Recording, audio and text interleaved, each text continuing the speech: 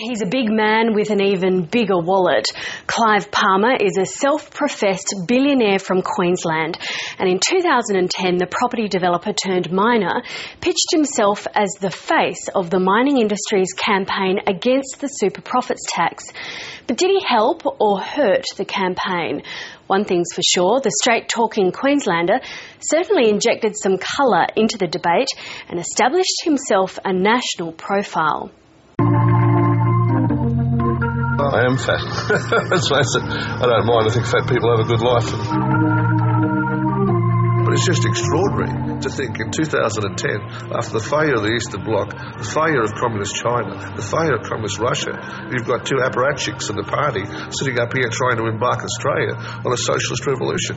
Clive Palmer likes a fight.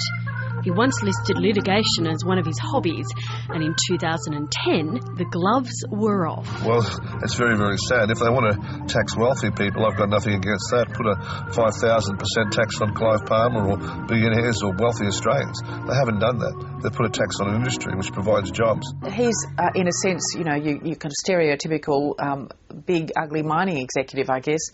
And I think a lot of the mining industry, groaned a bit when he came out and was so antagonistic, just because he fits the stereotype far too neatly.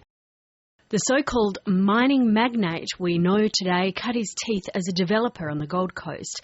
A supporter of Joh Bjelke-Petersen, the staunch Catholic, wasn't afraid of a challenge. But what I think is important is that all of us in the National Party, and all Australians generally, have a willingness to contribute, to offer something for their country. Married with 2 young children, Clive Palmer scanned the country for opportunities, and he found one. He pegged a massive magnetite deposit in WA. The Chinese paid $215 million for the rights to mine 1 billion tonnes. He's an arch capitalist who doesn't like anything getting in his way. He is a human bulldozer. He will steam through and achieve what he wants to. But if he gets his result, he can be very generous, which is the way capitalism is supposed to work. He bought a football team and thrust himself into the political sphere. At the start of 2010, Clive Palmer and the Queensland Premier weren't exactly friends. He was a big donor of the National Party and was suing her for defamation. But that didn't get in the way of business. Clive Palmer had apparently made a $60 billion coal supply deal with China. Shortly after, it came out that the deal wasn't as sealed as everyone thought. And who was to blame? This country, if it wants to get moving, better first of all clean up its press corps. But the rocky start to the year didn't concern Clive Palmer.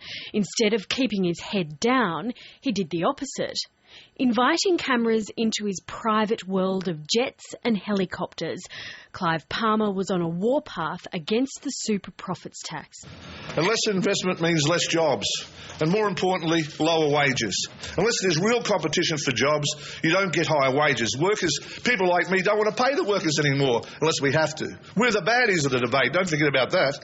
I think there's been a few words said to him about perhaps he shouldn't be quite so forward about his views, and also some of the big expansions and deals he's done haven't actually come off.